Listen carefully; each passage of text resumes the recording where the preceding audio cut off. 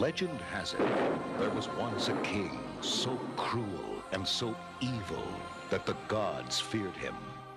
Since no prison could hold him, he was trapped forever in the form of a great black cauldron. The Horned King, that black-hearted devil. Walt Disney Pictures presents The Black Cauldron. Escape into a world of darkness. Are you coming? Me? Go in there? Oh, no. It's a terrible place. A world of excitement. A world of dreams. Aaron, the greatest warrior of two heroes. And through the magic of 70mm photography and 6-track Dolby sound, you will be transported to a fantasy event for the entire family. Look, sire, it's working. Soon the Black Cauldron will be mine. In the great tradition of Disney animated classics, now comes the newest Disney spectacle of them all, The Black Cauldron. Welcome everybody to the Animation Station Podcast, episode 107.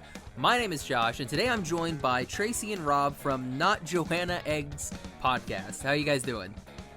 Doing good. How are you? Pretty good. All right, now first off, let's just before we get into anything, do you guys want to say tell us a little bit about your podcast? Sure. So we are a podcast called Not Joanna Eggs. We review relatively obscure and otherwise weird or hidden gem animations. This ranges from movies, series. We've covered a lot of things from The Rescuers Down Under, which is the namesake of our show. It's a quote from that. Clone High. We've done The Boy in the World. We've done Storks. Just a ton of stuff that we think needs a little bit more attention. Mm-hmm. So we just decided to talk about it in a moderately humorous fashion. So. Isn't Clone High friggin' awesome? Oh, it's delightful. Dope. It's amazing.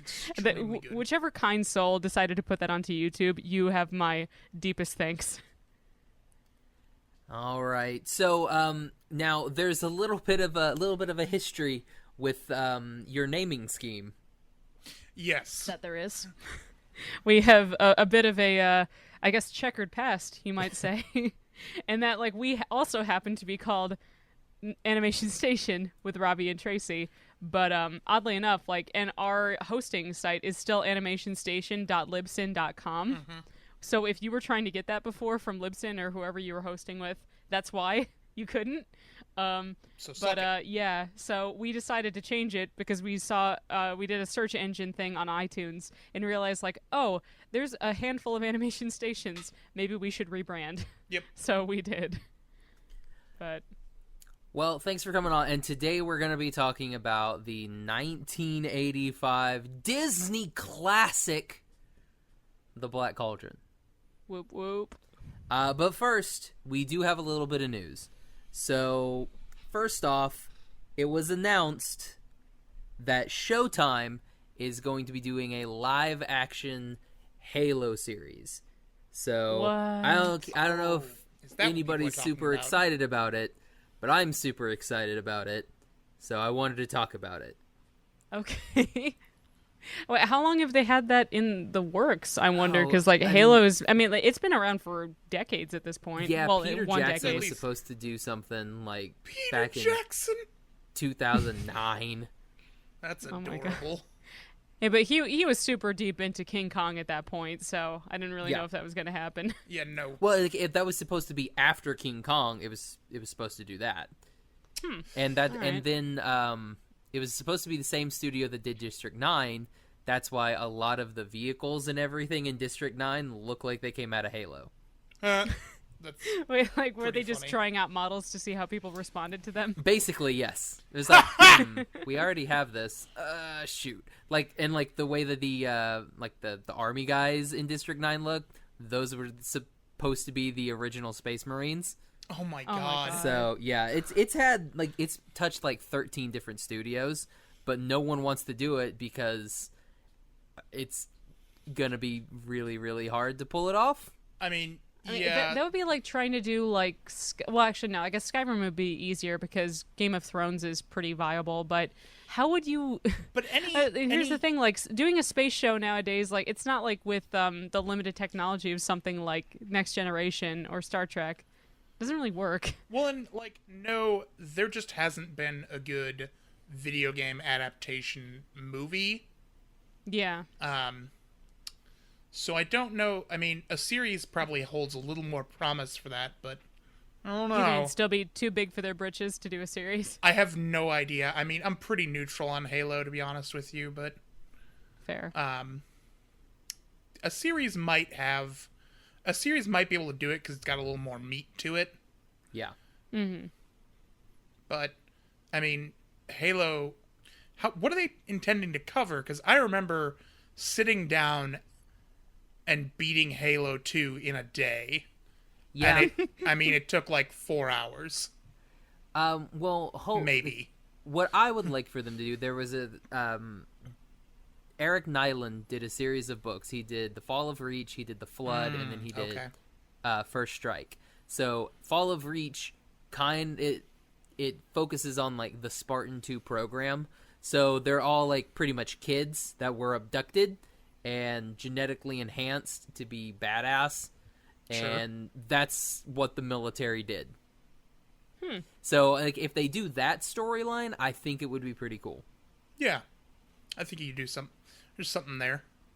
Yeah. But again, who knows what they're Yeah. going to do. I don't work for Showtime yet. So Yes. yes. The They'll dream. hire me. Man, no. Second little bit of news, friend of the show, Joshua Seth, who is Ty in Digimon, he is What? getting his very own Funko. Wow. No way. Yes, Good for there's him. a Ty and so Agumon cool. and Matt and Gabumon, and I'm like, that's amazing. Aw. I am so happy that he's finally getting a Funko. Digimon's finally Congrats, getting dude. love. Are there Pokemon Funkos? No, I think that I'm gonna guess I think that not. they have kind of almost, I don't know if it's exclusive, but they do a lot of work with Tomy, and I think I don't know if Playmasters is still in the game, but I know that most of their like minifigures are specifically through Tomy. They actually have a facility just outside of of Chicago where we are, and that much I don't know. Like I don't know why they've never gotten into the Funko Pop game. Oh, I mean, they have like Amiibos and all that other crap. So That's true. Yeah. Sell Which are those. essentially like baby Funkos. So Digimon getting a Funko before Pokemon, that makes me happy. It's pretty dope. Good for them. Okay, let's go ahead and peel the Band-Aid off. I guess is Okay. a good way to put Rip it. it right off. At least it's the three of us together, and we don't have to do this alone. All right, so we decided to watch the Black Cauldron, which again is a 1985 Disney film. Now this film it's the 25th animated Disney feature film. So it's got a lot of distinctions. It's the first in a lot of things. Like this is the first Disney film to feature CGI. It's the first Disney film to receive a PG rating. Yep. The first Disney film to contain no songs. Wow. Which, honestly, I was super grateful for the mean, more we got into it. I don't think I don't think you could write a song in that movie that would not make me want to rip my eyes out. You didn't want to hear the Gurgi eating Munchies and Crunchies song? I would go back in time. I would first find a way to go back in time, and then I would major in engineering and create a machine to reach into the movie and strangle Gurgi if he started singing. That'd be Dang. preferable. That's I do not love Gurgi. I'm starting to sense some I- ire that you I had have- for this movie.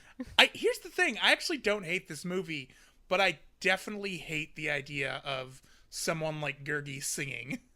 I mean, there's a reason that there was no like tap dance scene for Smeagol in The Lord of the Rings, and I think we know why. Because it's unnecessary and sounds terrible on paper. I mean, So I'm glad they didn't here's do it. The thing, I wouldn't have put it past the Rankin Bass animated movie. Honestly, no. That's Like- right up their alley. Let's be honest. Yeah. It's also go on. Oh, sorry. I mean, I was just gonna say it's also the first Disney movie to have full closing credits with music, and it's the first to have closing credits since 1951's Alice in Wonderland. It's also the first Disney animated film to have art in the closing credits, which makes sense since it was the first one with closing credits. Yeah. It was also Tim Burton's only animated Disney film. That's pretty funny. I mean, honestly, that explains a lot. Yeah. Apparently he was a concept artist. Yeah, that sounds about right. Yeah. Yeah, but yeah, I've got... There's took me after watching this movie. This took me down the deepest of rabbit holes with sure. Black Cauldron. Because there's so much There about is. like the formation of this movie and what didn't work. Well, and there's one other thing that should be noted with this movie. It was the first post Walt Disney himself movie for the company. Like it was when because they acquired the rights to make this movie, BT Dubs, in 1971. Almost 15 years before it came out. Yeah. Which is not that it was in production for 15 years. It was in hell for like 10. It is a mess, the production of this thing. So, but it was, because it was the first movie under a new management, basically by the Disney company, it was setting expectations for what defines the company from here on out. Yeah. And if this is the film to do it, it's not a good sign. No, so where do we want to start? Because I have some thoughts, obviously. I have some things about the production, and I have some thoughts about the product itself, and then obviously some general thoughts. Let's go through all the production woes, just because I think us talking about the movie is going to be amazing. So yeah, listen, I can talk about let's this go through movie. the production stuff. But basically, this film it's loosely based on Lloyd Alexander's The Chronicles of, I think Prydain. it's Prydain. Yep. Like based off the first two books, because the first book is I read called. the first three. Sorry. I read somewhere that it was the first three books. Oh, I mean, it may be the first three books. I mean, I know the Black Cauldron is the second book. Okay, so we know So it's the first it's two. not even the first book. Gotcha. But when Taryn meets Elion, that is in the first book. Okay. So it's all kinds of weird. Nobody Yeah. knows anything about it. I mean, yeah, it's weird because I watched this last summer just on a whim, and I was talking in one of my classes about like fantasy series, and I was like, yeah, it's kind of like Tolkien's everything, and someone's like, well, yeah, but also the Chronicles of Prydain. I was like, I have never, I know that that's the inspiration for the Black Cauldron, but I've never heard anyone talk about it. Ever. Yeah, I don't think I've ever heard anyone mention that. Like, Narnia gets name dropped more than that, and those movies haven't really been around since, 15 years ago? Yeah. Well, there was an older adaptation. Yeah, But the BBC ones, but they that's true. They don't That's count true. for America. No, they don't. But there's something I don't know why, and I since have found more instances of the Chronicles of Prydain being pretty popular, but it definitely isn't, Lord of the Rings level. God. But I'm just reading up stuff about this now. I'm like, my God, there's so much stuff that happened with this. Oh, it is so drama. There's so much drama for drama is such a good word. So, basically, the head of the studio, I think, wanted to push back production for some reason. Yeah, I've got a whole blurb. Oh yeah, go go for for it. it. Josh. Okay, so this is okay. The management team at Walt Disney Productions changed during the film's post-production in 1984. Jeffrey Katzenberg, the newly installed chairman of the Walt Disney Studios Motion Picture Division, screened We're the very nearly familiar completed with him. film, and he was appalled by its darkness and graphic nature. He suggested editing the film, and when producer Joel Hale protested, since animated films are typically not edited in post-production the same way live-action films are, Katzenberg responded by having the film brought into an editing bay and editing the film himself. This is what's great is this is post-production. There's yeah, even more the movie's shit. already That is done. unreal. That is never done in an animated movie. Well, and that's the article I was reading said Jeffrey Katzenberg at the time just didn't understand that because it's animated, there's no like outtakes to like supplement lost material. It's Exactly. just Well, yeah. gone. Yeah, it's just gone. But that's Because if they cut like any particular scenes that could have any continuity issues, they either reanimate it and delay the release of the movie, or they just release the movie and have it not make sense. yeah. So there's Guess which camp this one fell into. I think they fixed it because I tried to look for it when I was watching it last night. But in the Cauldron-born scene, the cut is originally so egregious that it cuts mid-cymbal crash. Oh, So, God. like, there's a crashing cymbal, and suddenly it stops because Jeffrey Katzenberg cut it there. But that's the post-production. Pre-production, they pushed it back a bunch. And among other things, it caused a favorite of mine and Tracy's podcast, Don Bluth, to leave the company, your Yeah. boy. dragging 13 animators with him. Okay, And so- Josh, why don't you keep going? Because it seems like the rest of the interactions between Katzenberg just kind of keeps getting worse. Well, yeah, Yeah, that's it's Because just- he was pretty new to the company at that time. Yeah. yeah, it well, does- and it does him not and end well. Michael Eisner were like scorched earth almost. Oh, in yeah. terms I of mean, what they still wanted. Are today. Speaking That's of why Michael Shrek Eisner, exists. informed Oh, by go what on. Kratzenberg was doing by Hale, Michael Eisner, the newly appointed CEO and chairman of Walt Disney Productions, called Kratzenberg in the editing room and convinced him to stop. Though he did what Eisner insisted, Kratzenberg requested that the film be modified and a compromise deal was reached. Kratzenberg then delayed its scheduled Christmas 1984 release to July 1985 so the film could be reworked. Had it not went through many last-minute drastic changes, The Black Cauldron would have held the distinction of being the only full-length Disney animated feature film and the first film released under the Walt Disney Pictures banner to be rated either PG-13 or R by the MPAA. Holy crap! Yeah, That's insane. That's pretty and bonkers. it held that PG rating, and it was the only one until Disney's Dinosaur came out in 2000. Ugh. Which I don't remember at all. Yeah, just a blip. We should also note that this was, to date, the most expensive animated feature, Yeah. Yeah. which And I think, was like, 44 million. Yeah, I think that was later surpassed, or at Oh. least at the time that I remember was Tangled was one of the most expensive, which I think Oh, was undeniably. 150 million. I'm Yeah. pretty sure. Like, pound for pound, it's still...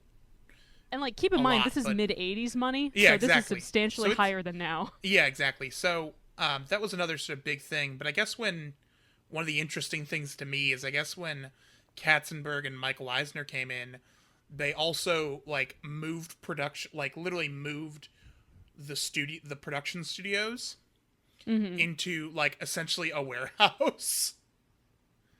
That's unreal. Yeah, and so, like, I was reading this article and it says, like, basically there was a point, like, near the end of production where they were just, like, struggling for animators, and they literally would just grab whoever was in the office and teach them how to paint cells so that they could finish this movie. It is, like, looking into the production of this thing, it is just buck wild.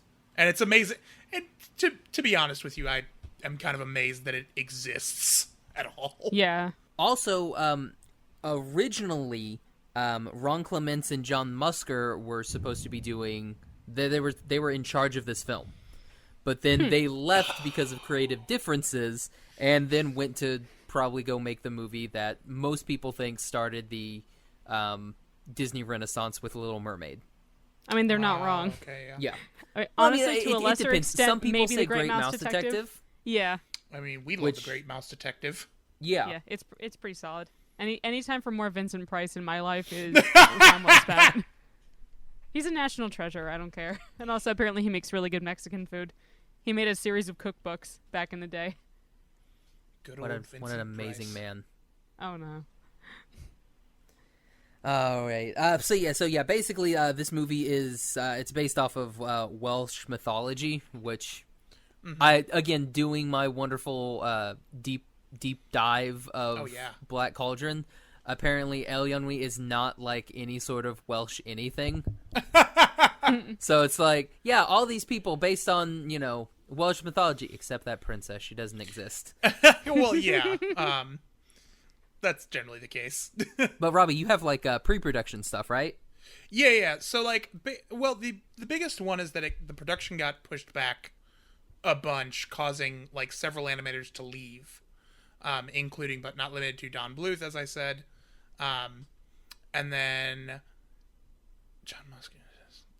There was something with like, I had read something like, and this would be probably closer to post-production, but by the time they were trying to get it out, they were just kind of like pulling anyone in the studio and giving them cell painting lessons to finish the fucking movie, which is like buck wild to me. So they're essentially converting like this, like a warehouse into like a sweatshop of just people painting like really quietly. Yeah, basically. And so, yeah, that was some of the pre-production difficulties they had. And I think even though it got delayed by 6 months, as you were saying, there was also something about their release that they wanted to time it. They wanted to do what the House of Mouse does, and they wanted to time it with The Secret of Nim in order to deal a blow to their lost animators. Which, you know, they did. Yep. Quite effectively. Yeah. And that movie worked. Yeah, even though, again, this movie did not do well nationally. Didn't it nearly bankrupt the studio? Yes, it nearly, yeah. I mean, the budget for the movie was $44 million, and it earned 21.3. It didn't domestically. That's pathetic. Half of its budget. That's bonkers. That's really rough. Oh which is one of the reasons why the movie didn't actually get a home video release until 1998. So 13 years after the movie came out, they were like, we can put it on VHS. I remember that because my childhood library when I was in like middle school finally got like the clamshell VHS case of like I've never even heard of this movie, and there like I later realized that there was a reason. They've been trying to cover this thing up almost as bad as like some of the things they cut out of Fantasia, like at the centaur scene. I don't know if you're familiar with that.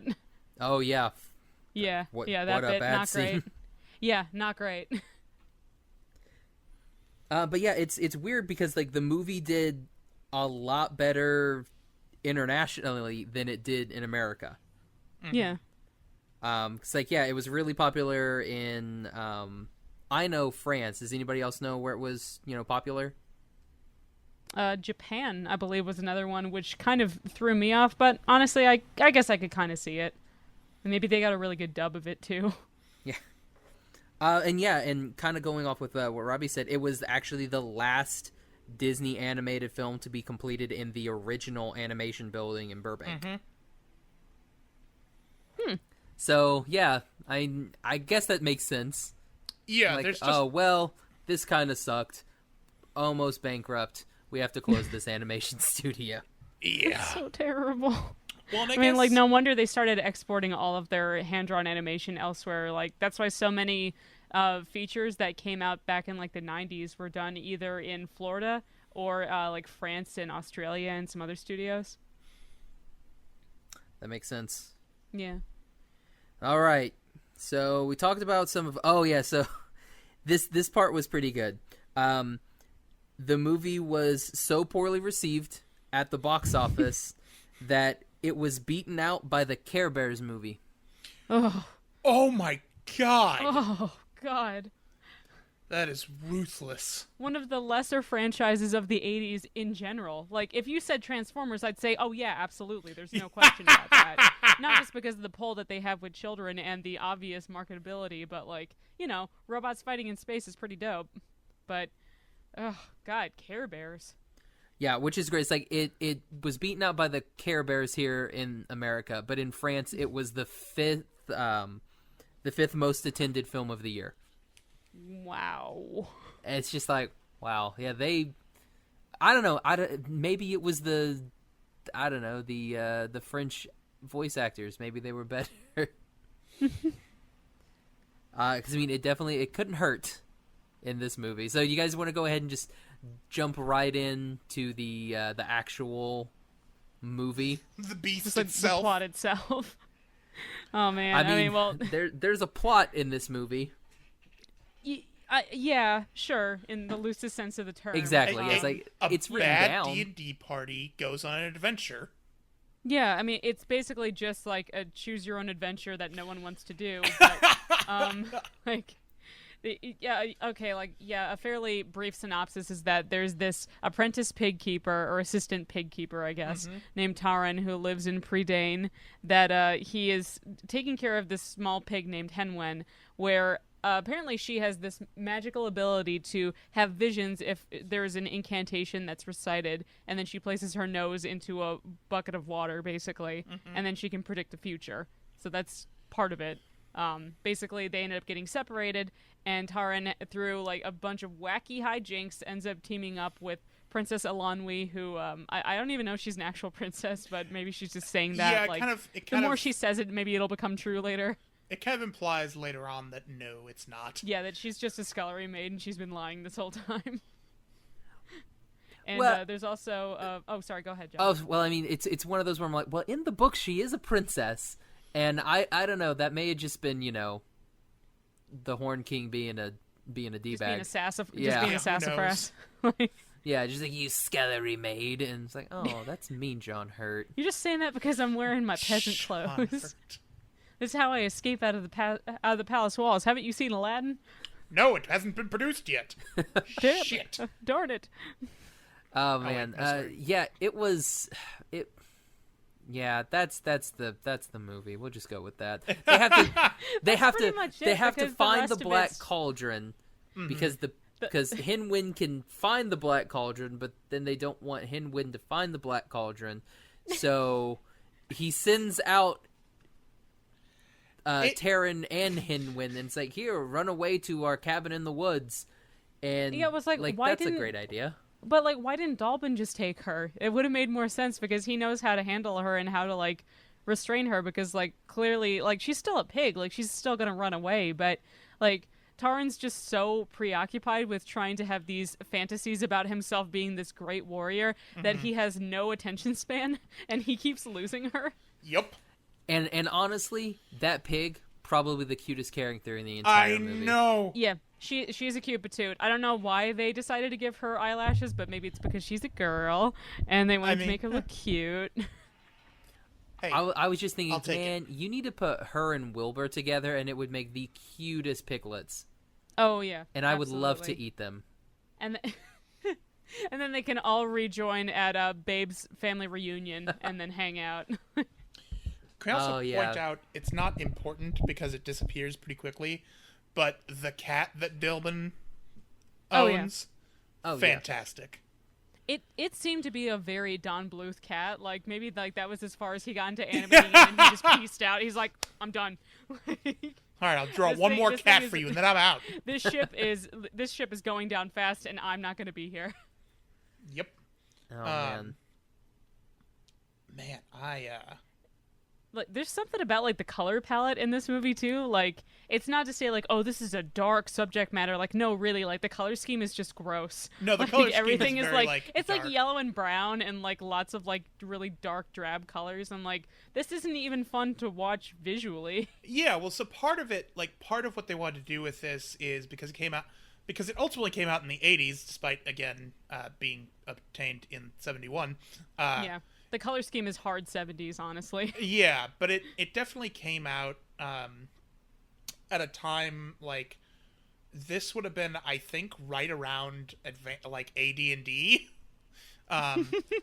But so it literally in the article I was reading talks about how they were trying to capitalize on sort of the Lord of the Rings high fantasy adventure sort of feel that was sort of in pop culture at the time, and you can see it. Again, to me, it feels like a bad D&D party. Yeah, it's they're trying to pander and they don't have the good writing to sustain it. Because ostensibly that's the crux of things like D&D or Lord of the Rings is that people get really invested in both the story and the characters, wherein it should be fairly straightforward to follow, but if the characters aren't interesting or likable, there's no reason to want to partake in it, which is kind of what this movie is. Yeah. So. Yeah, going off what you said, with it, there being a heavy D&D presence. Just this from playing Dungeons and Dragons to doing this, watching this film, I'm like, yeah, I can see where somebody rolled for that. Yeah, right. Well, I mean, the broom. I just imagine a kid being like, "All right, I want to intimidate him. I'm gonna grab the nearest object and like threaten him. All right, what do you get? I rolled him that one. You grab a broom. He breaks the broom. He is not scared. Well, all right. Like, and then it's like somebody rolled a nat 20 on an investigation search. You find a magic sword. Yeah, it's from like nowhere. It's like a magic sword that like is definitely meant for like the high level character. Oh yeah, definitely. Do you think that any of the animation that was done for Dragon's Lair that Don Bluth was heavily involved with was in any way just kind of like a forget you kind of thing to Disney for them like dismissing him? Because like here's the thing, the animation within Dragon's Lair, like granted it's a borderline impossible game to play. It's like, you know, it's there, it exists to just take your money. But the animation is just so fluid and beautiful, and it all happens to take place within a castle, and it's all about saving a princess. Do you think that there's any of that going on here, or it was just coincidental, given the timing? I don't know, because I don't know. I mean, I honestly don't know a ton about that game. I kind of want to learn a little bit more about it. Yeah, right. See if I don't think that Don Bluth would be that petty, but you never know. Yeah, you never know. Jeffrey Katzenberg sure is. Yeah. He's got that kind of track record. Oh, yeah. That's why I can never really watch Shrek again. It's just, there's just so many, like, petty stabs at Mike Eisner, who is admittedly not really a good person either. But it's just like, come on, guys. Like, leave this stuff at home. It's not okay. Don't fight in front of the kids.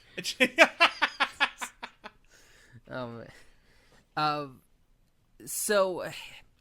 What did you guys think of the characters? We'll go through each character, and I guess we can just do like chat about the character. So, Taryn, our main one of our main characters. So, did you guys like Taryn?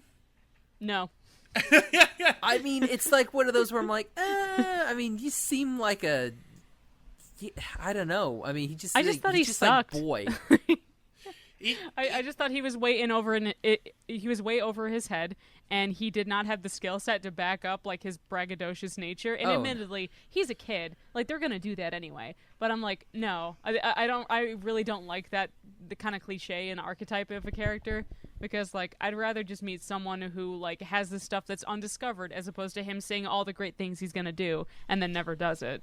Oh yeah, he was so stereotypical that it almost hurt watching it. Because it's like, I know exactly all about this. You're gonna find yourself, and you're gonna save the day at the end. There's gonna be a self-sacrifice, it's like the story itself just becomes you waiting for certain beats to happen, and it's more just you dreading it because you're just, you're like, okay, great, now he's gonna go to this thing. You're like, oh, is there a princess there? Oh, he's gotta go see the witches now. Like, it just becomes kind of routine and formulaic, and it's just not fun, I guess. But here's the thing with that: what's the first one to do that?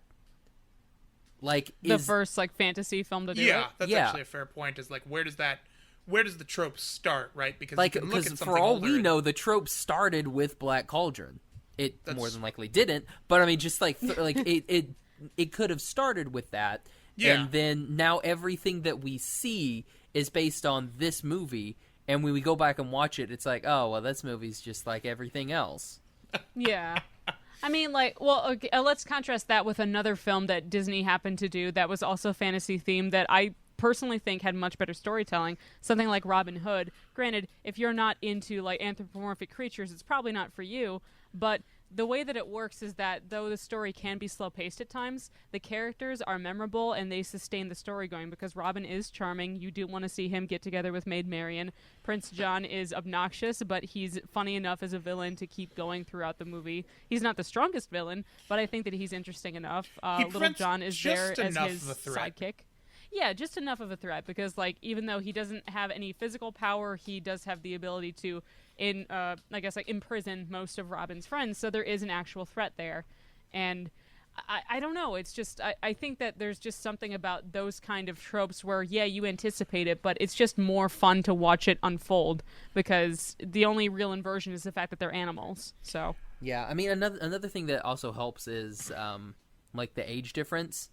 Yeah, because like true. Robin Hood is he's an adult. Yeah, he's an adult. He's an adult that knows himself, whereas Taryn is some kid who has high hopes. Yeah, he, well, I he think doesn't have much of a definitive personality. yeah, well, I think yeah. I think some of that comes from, again, the fact that they're compressing 2 to 3 novels into less than into 80 minutes. And so, like, I mean, this is just, like, based on, like, a little bit of research. I guess, I think that they're setting up a character that can grow a lot, but because of the compression of this movie, that growth doesn't really happen. Yeah. Like, it happens in, like, the loosest, weakest sense. Yeah. Like, Honestly, I cite a lot of the issues with the script writing because did you realize that this movie has 7 script writers? That's Which is always a red insane. flag. oh, that's Yeah, too many. always a red flag because Space Jam had 6, and look how that turned out. Hey, Robbie, it's not a good movie. Rewatch it. I It might will be not nostalgic. have It's you not a good movie. besmirch Space Jam. I'll besmirch whatever I darn well please. You- But no, like, so here's the thing. It's that if there are 7 different writers that are all conflicting about how they want to portray a certain character, he may have a very well fleshed out personality within the novels itself, but that's not conveyed within the movie. Yeah, Which is well- an issue because if we don't, we should have at least a decent idea of who he is within the first 10 minutes of knowing him. That's just good writing. So. Yeah, and Yeah. like, to say nothing of, like, again, this thing's what's the word, troubled production history.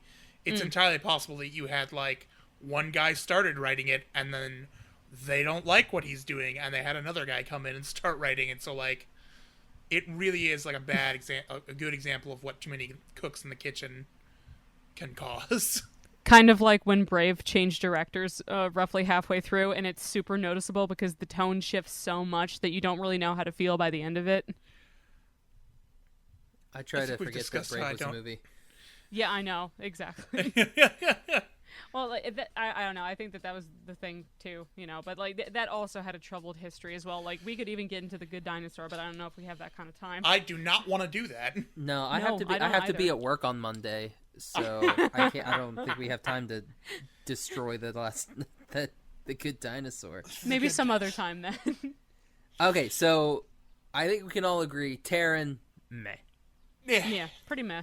What about I guess second character main character that we're introduced to, Hinwin. Hedwig's she was great, cute. adorable pig. But Good she was pig. cute. Didn't have any problem. Yeah, that is a quality pig. Yes. Had no problems with her. All What a right, pig. so I guess next character would be the wonderful Gurgi. Not a fan. No. I I don't really know anybody that's a fan. Like, Here's the it's one of problem. those I where, like his design because I like this goofy little furball that also has, like, a He's mustache. like a Lhasa Apso crossed with, like, a tiny monkey. Like, He's it like didn't a do anything what for crossed me. with a? He's like a what? Like a Lhasa Apso, like a dog. I don't know what the fuck you're like talking a about. Shih Tzu dog, basically. Okay. You know, like they're all hair and mustaches and stuff. But Oh, okay. I mean, granted, bowl cuts were pretty big in the mid 80s, but I don't know. They're not unpopular in the mid '90s. Yeah, and also his Tom Selleck mustache, which I'm sure was Yeah. deliberate. I kind of like that mustache, but just as this little critter, munchings. I can't even do the voice, but the munchings. Please and don't. crunchings. It's like Andy basically Serkis take can the do it. Now, here's personality the away. thing. Of course he I, can. I don't remember, like, because I haven't seen the animated Lord of the Rings in years. Did Gollum sound anything like that? Like when they did I'm pretty Smeagol sure and Gollum? that was. I'm pretty sure that was all Andy Serkis, honestly. Well, 'cause, I like, also don't remember because I haven't watched that movie in a long because time. like when Gurgi does like his munchies and crunchies, I think like the whole time I was sitting there, I'm like, Andy Serkis stole that for Smeagol. I mean, he very well could have. Like, I don't know, maybe this movie was important to him. I don't know, but I don't know. Last time I checked, Andy Serkis was making music videos for Coldplay. So, he was think he's in busy. he was in Black Panther. oh yeah, that's right, he was. Yeah. He was Actually, actually not great. being not in CGI this time, which was nice. For the most part. Yeah. His arm was. He's transcended. He's making the Ron he's Perlman achieved move. the singularity and he's human again. Like it's one of those where like with Gurgi, like to me, I didn't think that you could have someone like worse than Snarf, but then there's Gurgi, and it's like, yeah, I would rather have Snarf than Gurgi. We took all Yeah, the I things would you too. hated about Snarf, dialed those up to 11. Yeah. Here he is. Oh man. And like the thing is that like okay, so here's the thing. Gurgi isn't necessarily like completely worthless because he does happen to come in and like help them out later into the movie. But for the most part, he's just like intent about like his thing is that like oh he just always wants food. Like he's just hungry. He's gonna steal that apple. And that's not interesting to me because like Gurgi's entire thing is just that he's like super greedy and like kind of obnoxious and he's willing to like mislead Taran, who apparently is pretty stupid to end up following this creature that's clearly just out for his apples. Here's the thing. So... He is a young lad that is easily swayed. Yeah. That's... Yeah. I mean, honestly, he has no business leaving Dalbin's hut thing. No, like, he should have stayed. He's clearly not ready for the real world. Oh, no. He's just a poor pig boy. Which I love. Okay, so there's the scene at the end of the movie where the witches are like, here, you can have this sword. And he's like, but I'm just a pig boy. My mind went to that James Franco skit in SNL, that little pig boy skit. And I died. I was just like, yes, love it. I just went little pig boy, and I'm like, it's perfect. It's great. It vaguely made me think of the Pigman skit from Tim and Eric with Tommy Wiseau. Mm-hmm. Like, guy from The Room where he's just like going around with like a pig nose and stuff. I'm like, all right, Tim and Eric. Yeah, it was hilarious. I was like, I'm just a pig boy. Like, it's such a mean thing to call him too. Just like all the guards are like, "Hey, pig boy." I'm like, that's yeah, like that's apparently like it's like they use it like in expletive or like a slur. It's like, get over here, pig boy. It's like it's a legitimate profession. Yeah, it's true. I mean, like, hey, some of us has to earn some keep. Like, we can't all just go out and slaughter people. Oh man! If we don't, like the pig boys make life easier for the rest of us. Going back to Gurgi, good lord. That ending thing, like, when he dies, and he's like, Gurgi's not like Master. Gurgi doesn't have any friends. Bye. And then he just dies? Like, yeah, right. There's supposed to be an emotional core there, and instead you're like, all right. I was like, when he died, honestly, I was like, good. Yeah, like, no, I was the same way. I was like, honestly, Gurgi, they're not really his friends. Well, yeah, and that's my favorite. That's one of my favorite things earlier in the movie is, like, Taran's going to rescue the pig, and Gertie's like, I'm not going to follow you because he just wants the food, so he throws the apple at him. You just care about the food. It's like, well, yeah, he just met you. Yeah. Why would he why would he just want be like, anything you're other not than my that friend. apple? It's like I met you 5 minutes ago. What do you mean you won't die for me? Like, he gets so outraged at the fact that like he's not like he's not willing to sacrifice anything and just be like, Gurgi, I thought we were friends. It's like, I've literally met you 10 minutes ago. He's way too invested. Oh, man. Like I said, young lad, easily swayed. Mm-hmm. Yeah, I guess. I would still probably, like, just lock him back in there and just be like, you need to come out once you, like, you know, learn some things about the world. Like, read a book for once, Taran.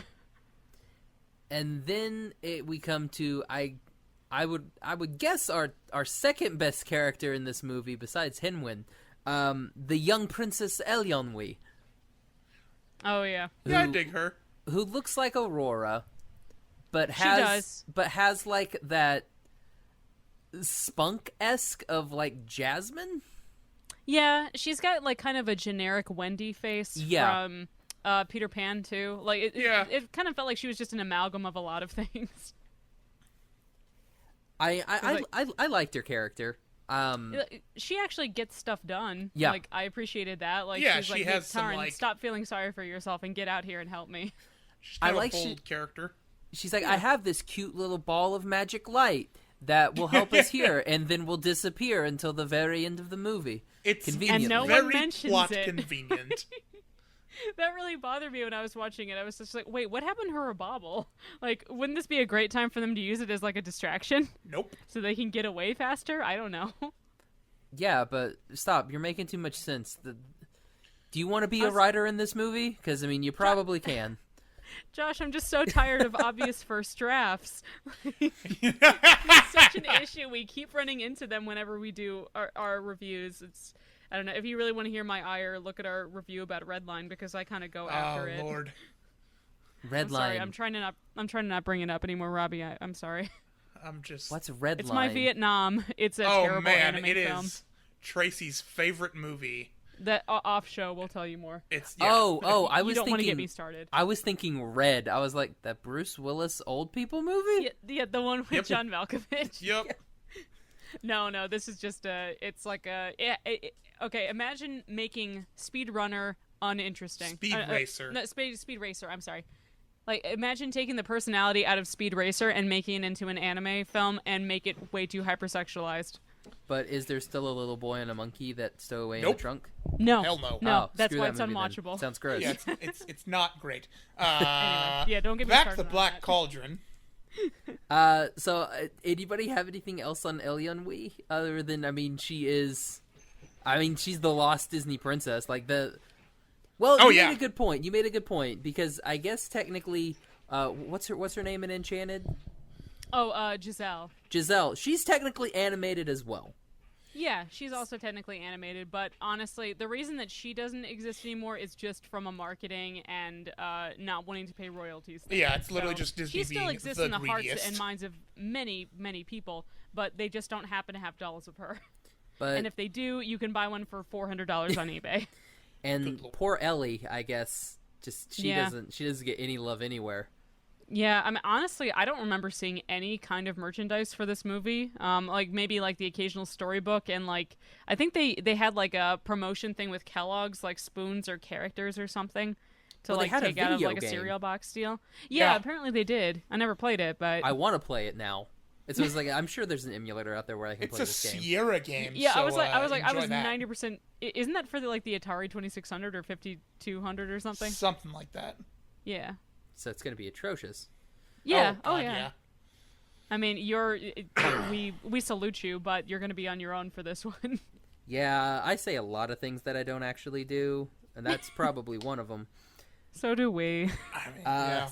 I guess then we can meet our bard, Mr. Fleur de Flamme, Yep. which my D&D group we're starting a new campaign in October. I kind of want to be a bard named Fleur de Flamme. Do it. If you can get the cursed harp that doesn't let you lie, you've got it made. Oh yeah, that's the and it's one of those where like I'm sure in the books, like if you had read those books and went to go see Black Cauldron, that would make so much sense. Yeah. But not knowing it, you're just like, is that harp alive? Is it just Yeah. Is it just being an ass? Like I don't understand this harp. Well, because they don't really explain how it works, so, like, I guess either the implication is that, like, it's not that hard to figure out. Yeah. But if this was, like, a thing that, like, they couldn't just be like, wait, did your harp just blow a string? Are you lying? But then they'd be explaining it too much, like the Yeah, show, you don't can't- tell kind of thing. Yeah, exactly. It's also like its strings also miraculously heal themselves. Too. Yeah, that did bother me, unless he's really good at discreetly restringing his harp every now and then. Oh, maybe. I don't know. They never really addressed that. Yeah. I mean, I thought he was pretty good. I Like mind for a him. bard, he didn't bard that much.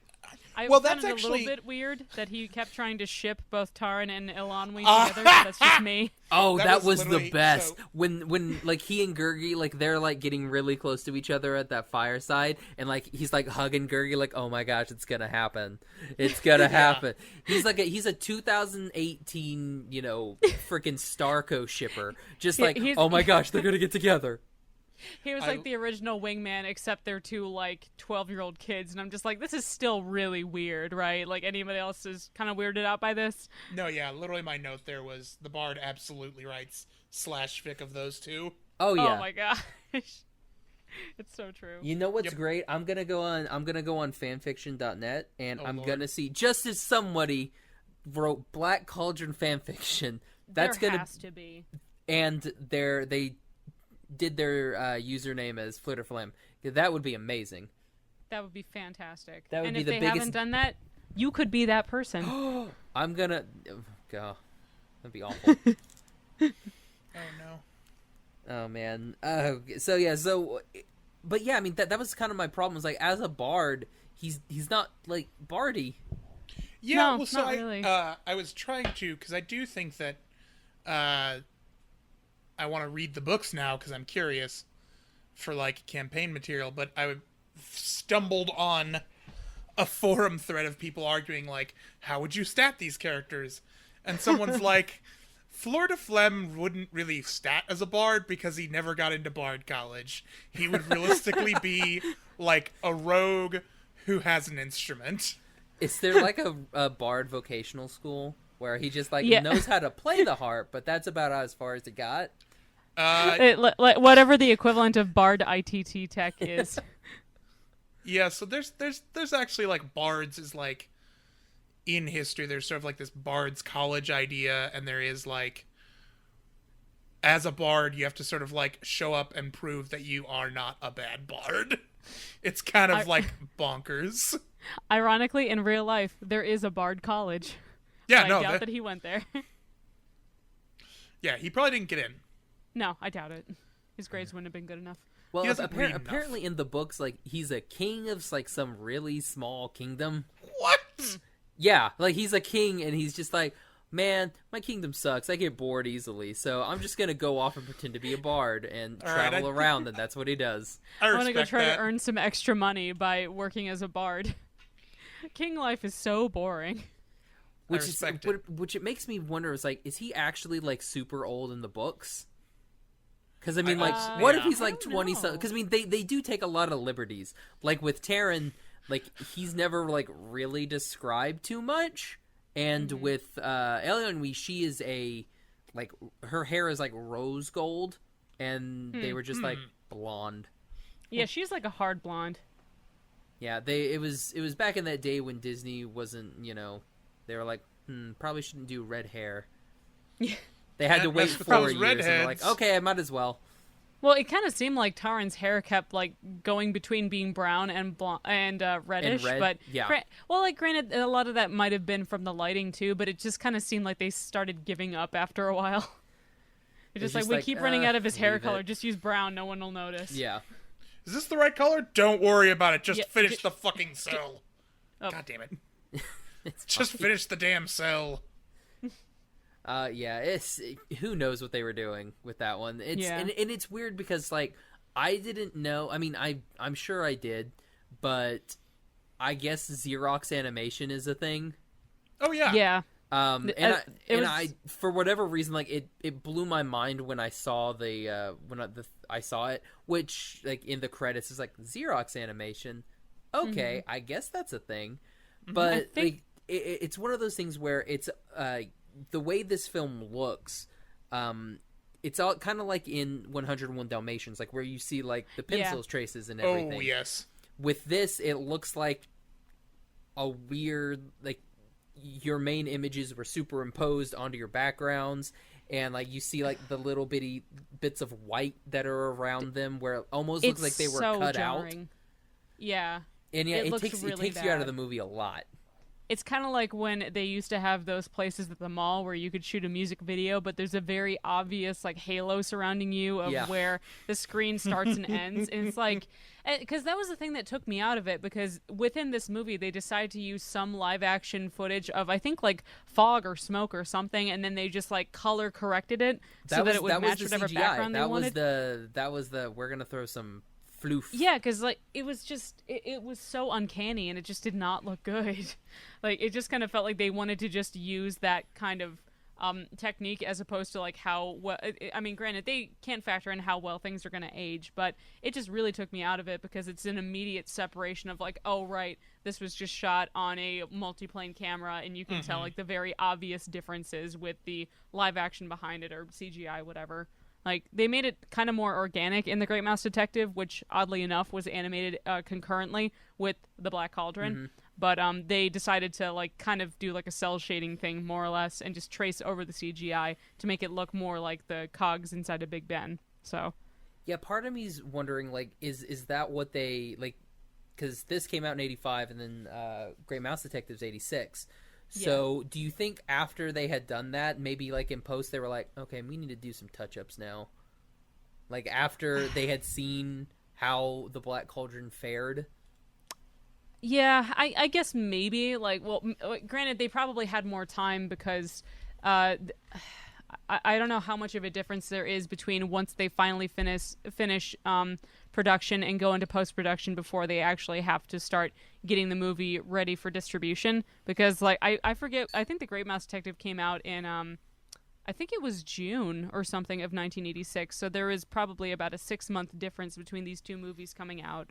But I don't know, like, The Great Mouse Detective just looks a lot better because they didn't lean into the CGI as much as Black Cauldron did. Yeah, they went full hog into they it. knew I think they knew to just have the clock work as a set piece and then went from there. Because the entire scene alone lasts like maybe 45 seconds.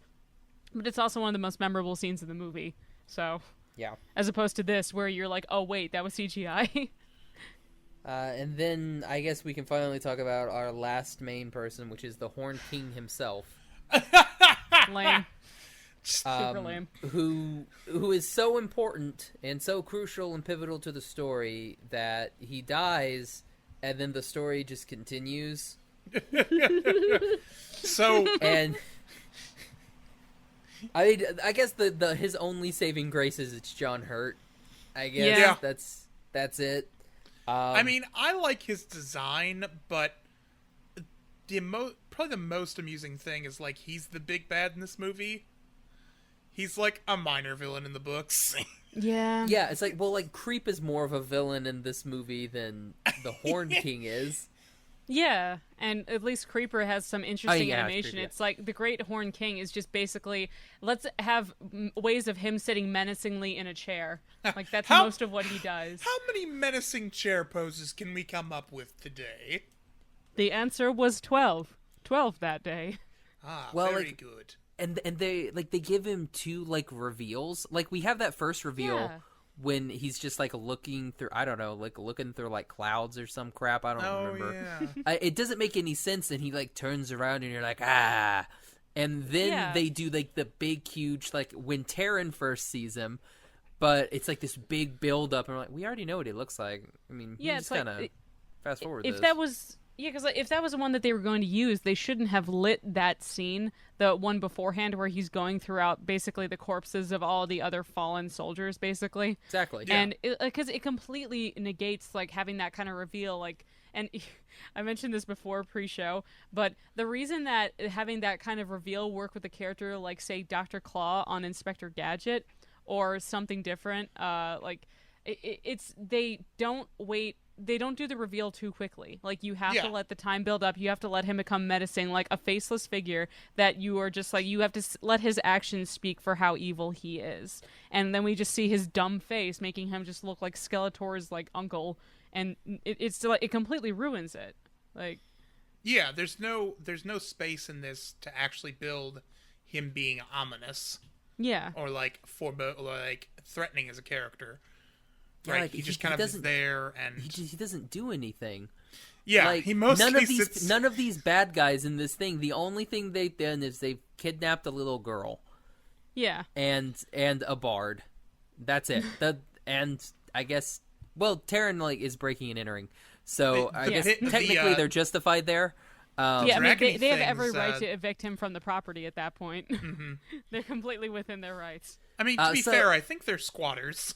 Yeah, true. Yeah, well, I don't know. I mean, maybe they're... I definitely I don't know how really squatting bad laws work. castle maintenance. Who knows? I mean, that's possible, but I definitely got the feeling that they're, like, squatting in an abandoned castle. Yeah. Hence the tomb with the magic sword. There was a part of, like, the Horn King's whole plan, which was really bizarre. Because it's the voiceover that we have at the beginning, which is always great when you have somebody telling you what's going on. Yeah, I love to be explained to. He says it's something. I forgot to write it down. The Horn King wants to raise an undead army, and I'm like, well, if they're undead, aren't they just like, it's like an immortal army? And I'm like, well, if they're immortal, then how are they dead now? Why do you got to raise them? Aren't they just there, like, taking a nap? And here's the thing: he's already got kind of like an ill-trained, albeit fairly numerous, living army. Does he really need a dead army?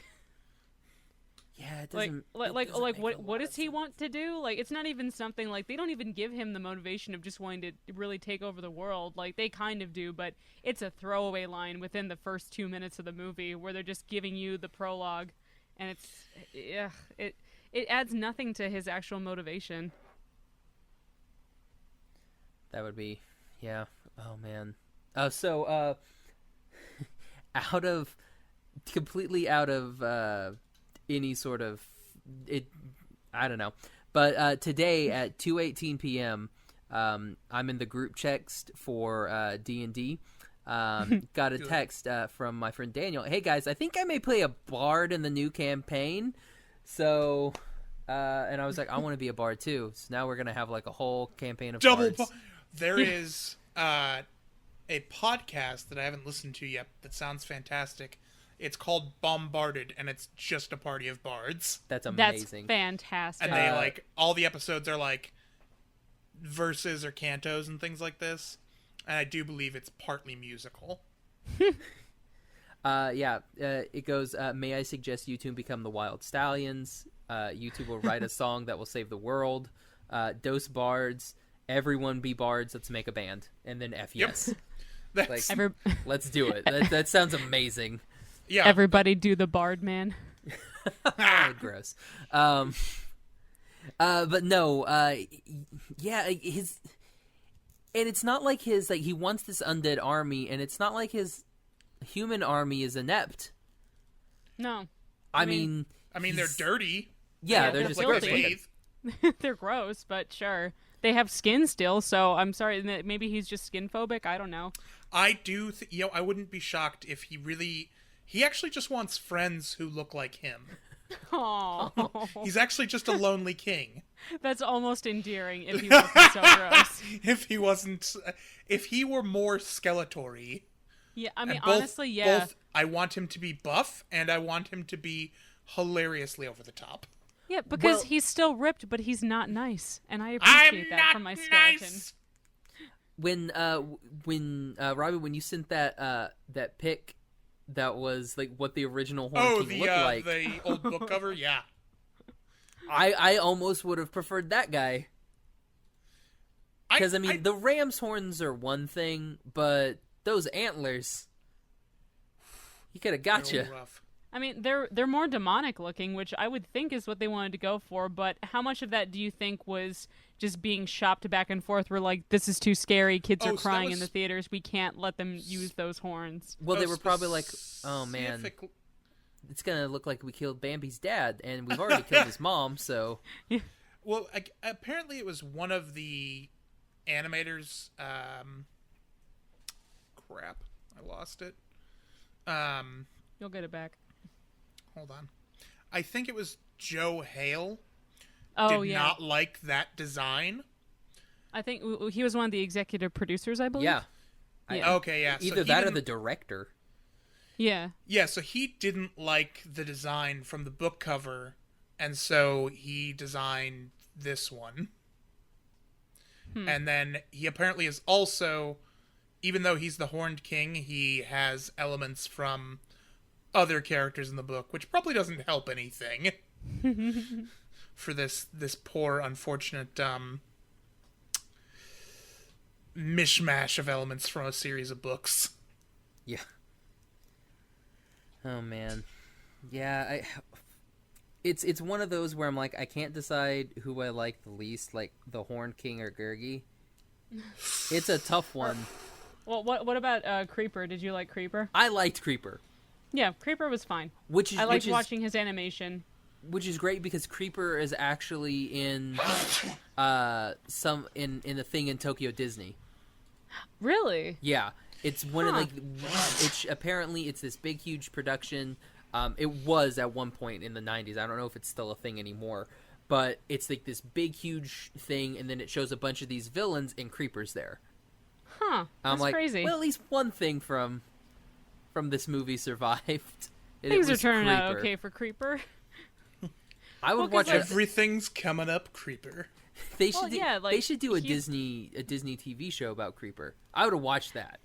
They should. Like Like it's Creeper, like a Family Matters style show where it's just Creeper it's living with a family. Creeper, he's a little. Yeah, that'd be awesome. Creeper.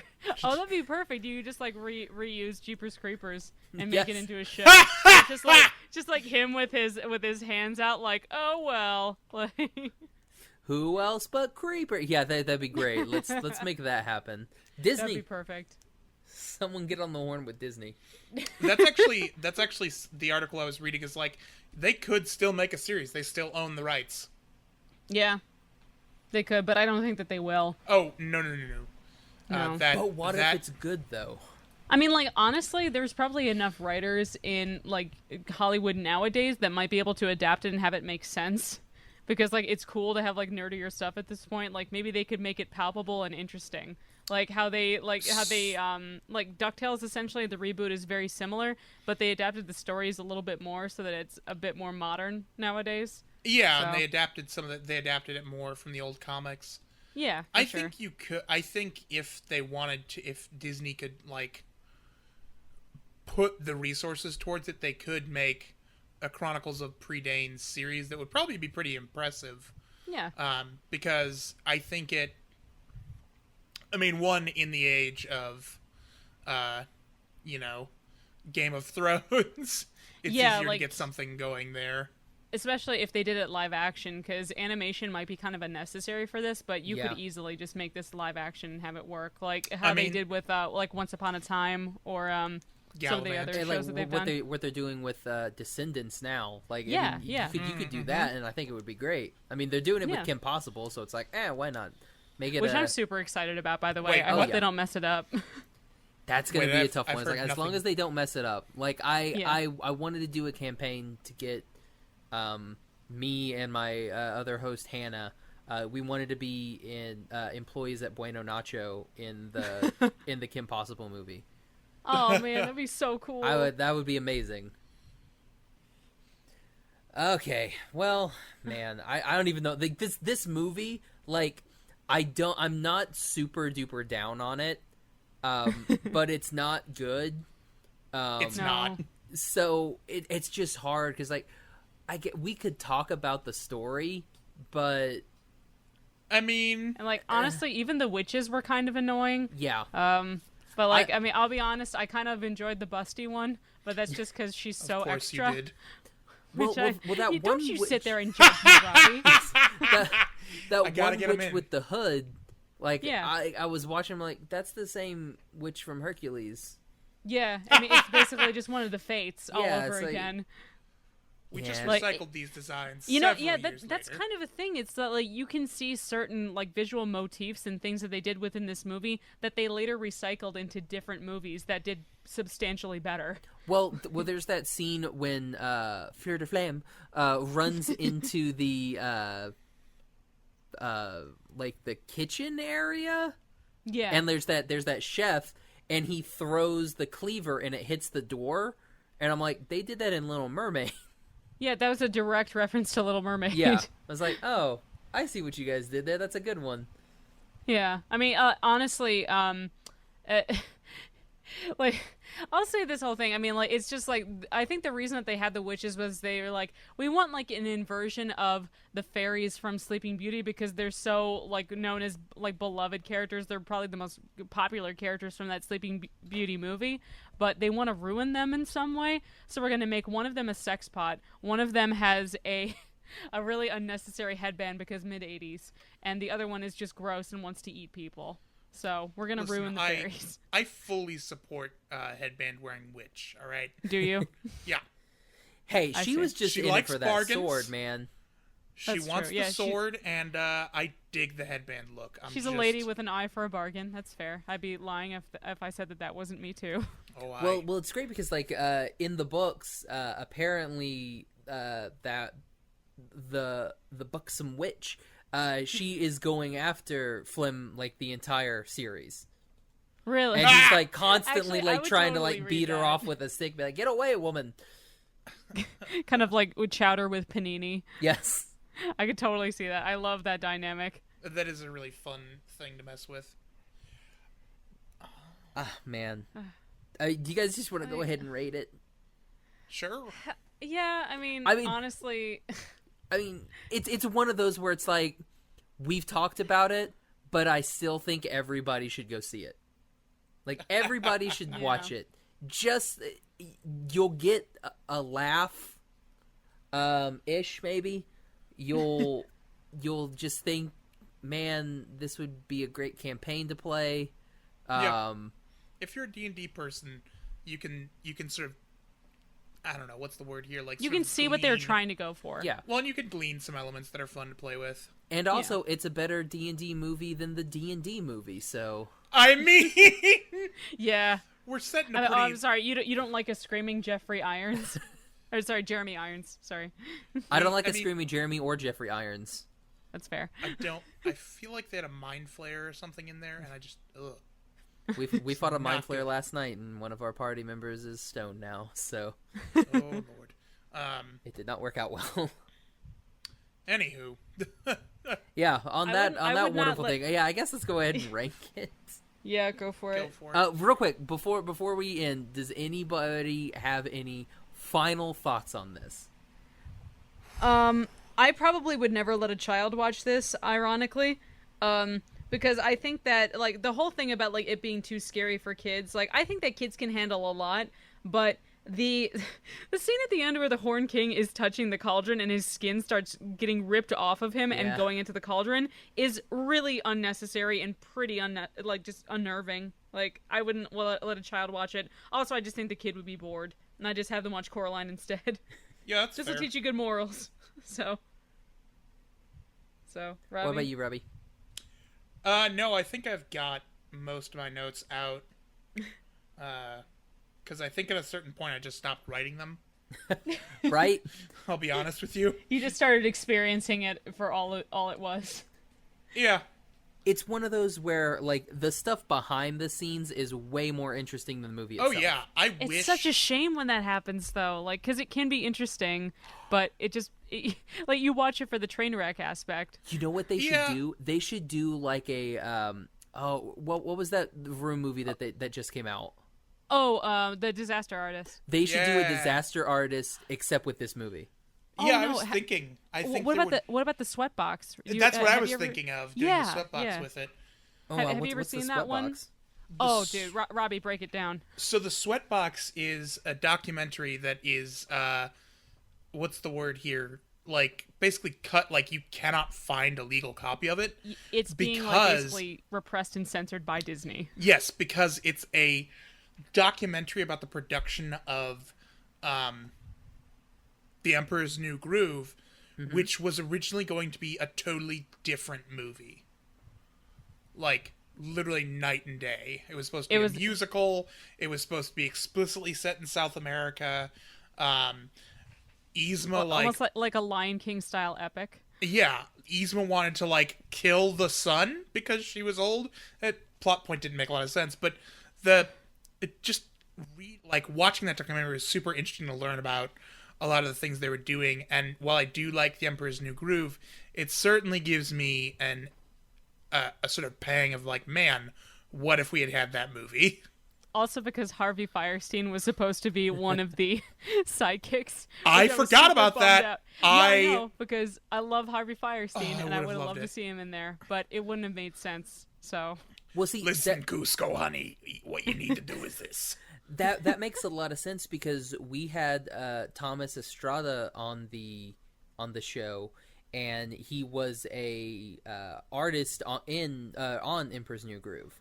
Oh, wow. They had designed characters, like there was a candlestick, and there was a whole bunch of other characters that were set for this like dining room scene that ended up they just all got cut. Oh, yeah. Yep. But I mean, it'll show them, like, apparently it was more than just almost like a Beauty and the Beast type thing, where it was more than just Cusco that was supposed to get turned. Yeah, like it affected the entire kingdom. Yeah, and the weird thing is that I was such a nerd when I was a kid that I actually bought the soundtrack for The Emperor's New Groove, even though there were only I just bought it for the Tom Jones songs, but it happens to have I know, laugh it up, it's fine. I mean, that's not unusual, but... No, I know it's not unusual at all. What's new, pussy? And anyway, No, so here's the weird thing is that within that nationally released CD, they have 2 of the deleted songs from that movie. One of which is a ballad that's supposed to be between when Pacho was being used as the main character. It was like a Prince and a Pauper style thing. So Cusco was originally called Manco, and Pacho was supposed to be his lookalike that was out as a shepherd out in the middle of the Andes Mountains. So there's a song that's a ballad between him and his love interest called "One Day She'll Love Me." And there's also Yzma's song. Yeah, I know, right? And there's another one called Snuff Out the Light, which is Yzma's song, as Robbie had mentioned before, that's all about her trying to, like, eradicate the sun because she blames it for robbing her of her beauty because she's aging. Both of these, I'm 90% sure you can still get them on YouTube. Definitely listen to Snuff Out the Light, because I think that someone made a storyboard version of it, and it's really good. It's a great song because it's Eartha Kitt, so automatically it's awesome. Yep. But highly recommend checking them out because it does give you a bit more of a idea of what kind of vibe they were going for, especially the "One Day She'll Love Me" song, because it was still Sting doing music, but he was super pissed because Sting was super mad at Disney. You can say pissed. That's fine. Okay, well, fine. Yes. So I'm not Robbie. It has to be within context. But no, like essentially, Sting was super bent out of shape at the studio because they scrapped about 12 songs that he made, and this is all encapsulated within the documentary. You might still be able to find it. It's just very discreetly monitored by Disney because they don't want people seeing it. But it's definitely worth a watch because it's interesting in its own right, and I wish that they didn't get rid of it. But it's because it presents them in a bad light from a legal standpoint that they don't want anyone seeing it. So, but that sounds awesome. That's my spiel. If I still have a copy, I'll send it to you. That's great. You know what I completely forgot? We completely forgot to talk about the frickin' fairies. Oh yeah, they accomplished nothing. They seemed pointless. But they were super cute. They were cute, and one of them was totally Link. I hated yes. Dolly. Dolly was annoying. Was that the old one that followed them? Yeah, I like the one that looked like Santa. That one was cute. Yeah. The King, damn it. King Candy, Dr. Light. We'll go with King Candy. King Candy sounds great. Yeah, that one's fair. Cute. But no, like those 4 that we saw, I was like, oh, those are super cute. And like they can all talk normally except for the little blonde one. Yeah, so cute. She has to have a speech impediment because she's the little baby. Cindy Sue Fairy. Cindy Lou Fairy. Cindy Lou. It's not Cindy Sue. It's Cindy Lou. Yeah, Cindy Lou Fairy. Yeah, but no, like there was that Link, that one that was totally Link. Like I was like, that one's Link right there. It even has like that same long red brown hair like OG Link. I'm like, that's it. That's and Link. Now it's super obvious that why Shigeru Miyamoto totally stole the idea for Link's design from that. I'm like, you know what, man? Good for you. You made it into something cool. But it was weird because I can't blame him. they're called dwarves, which doesn't make any sense. Yeah, I mean they're not dwarves; they're clearly fairies. Yeah, it's like if anything, they're spirits elves, or sprites maybe? or something. If you could maybe make the argument for elves, but they're pretty transparently fairies. Like yeah, but the linguistic distinction there for like Welsh Old Myth is probably not there. Yeah, that's true. Well, and admittedly, they may have also changed it to keep it consistent with whatever they had in the book too. I don't know. Yeah, who knows? Like maybe they just decided to call them that. I don't know. I wouldn't have, but that's just me. Okay, yeah, let's go ahead and rank this. So we're going to do the ranking scale of 1 to 5 whatevers. So let's start with Tracy. Tracy, what do you give this movie? I'm going to give this a solid, I don't know, 2 Gurgi apples, because it's this enticement of you want it to be something better than what it is, and then you just end up with like kind of an apple core where there's the roots of something there that you could make better, but they just didn't do it and they spent too much money on it. Yeah, all right. What about you, Robbie? I like the Gurgi apple metaphor, but I was going to go with... Get your own metaphor, Robbie. I am. I think I'm going to go with 3 out of 5 Gurgis. It's enticing. High Gurgi scale. I kind of like the way it looks. So is that bad, though? I mean, 3 Gurgis, that's like... That's a lot of Gurgis. How many snarfs is that?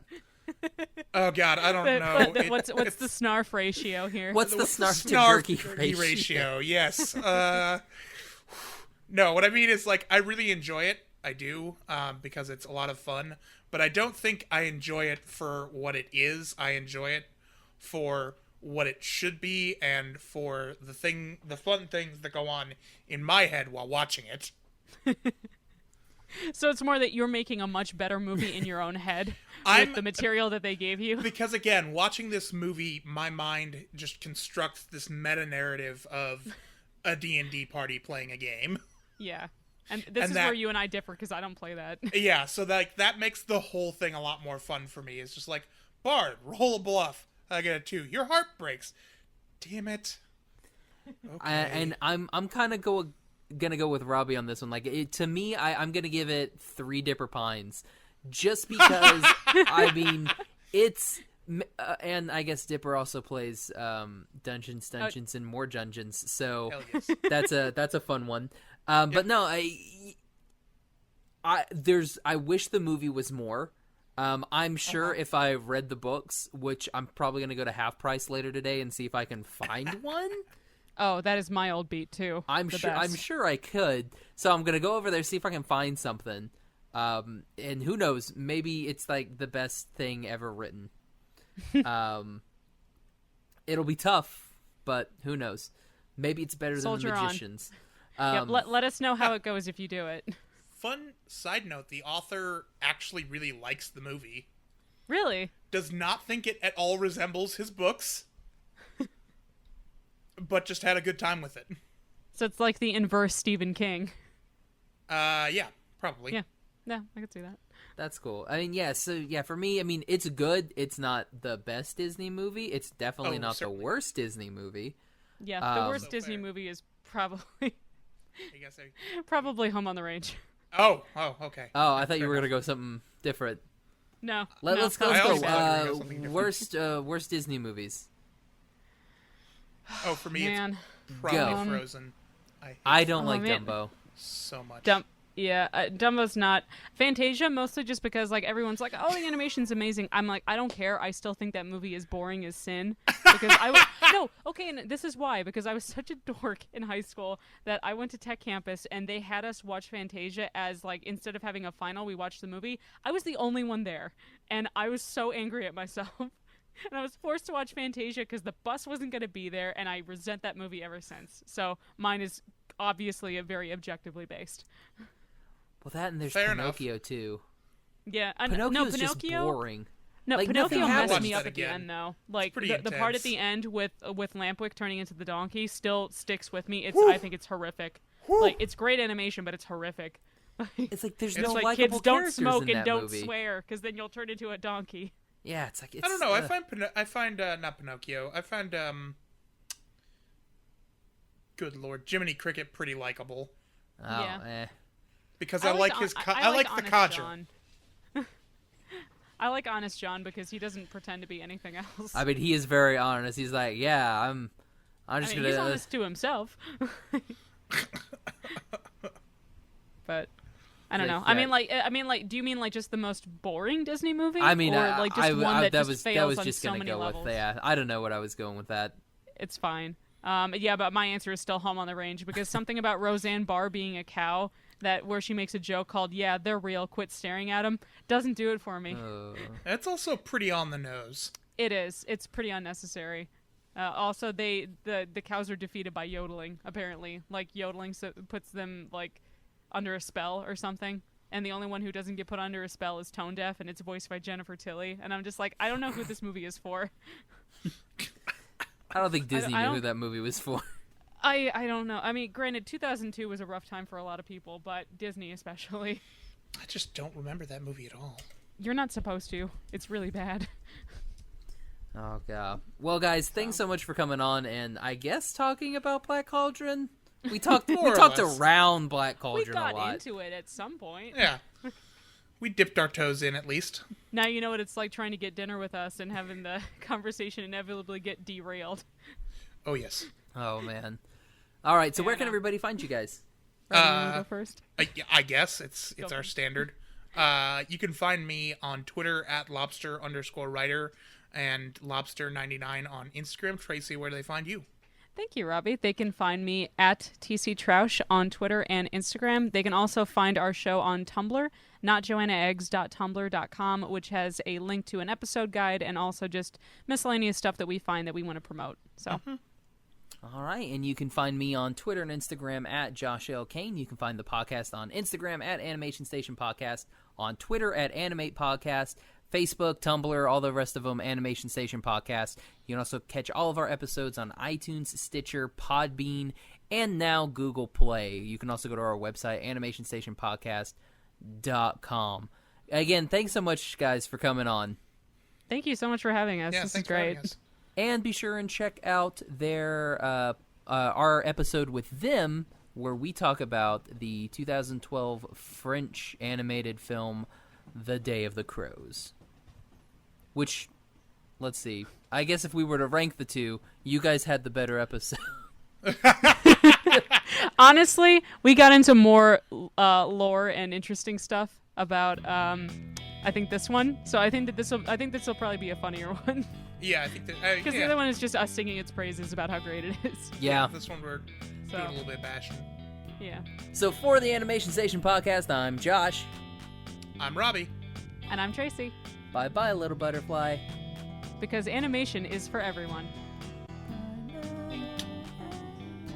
Oh, God, I went through puberty there. Butterfly in the sky. I can go twice as high. All right. All right. I think I'm ready to fix myself a sandwich. I'm gonna stop.